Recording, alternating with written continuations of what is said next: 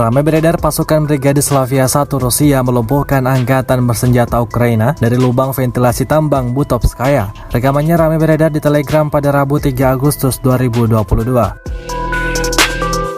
Diketahui hal ini dilakukan untuk mempertahankan wilayah yang ingin dikuasai militer Rusia. Personel melakukan persiapan total dengan artileri khusus untuk penyerangan terhadap posisi angkatan bersenjata Ukraina di dekat Donetsk. Tanpa bantuan teknologi khusus, pasukan Rusia dengan rudal manualnya berhasil ciptakan hampir 20 kali ledakan secara bersamaan di posisi angkatan bersenjata Ukraina.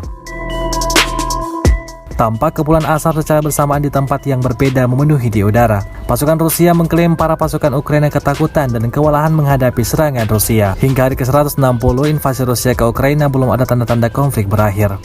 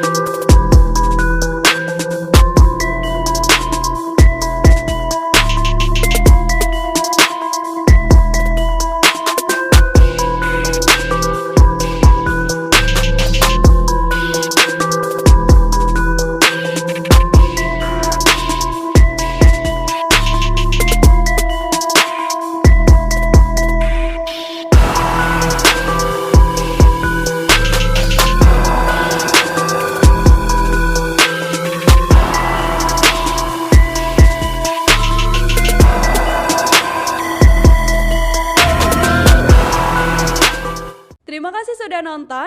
Jangan lupa like, subscribe, dan share ya.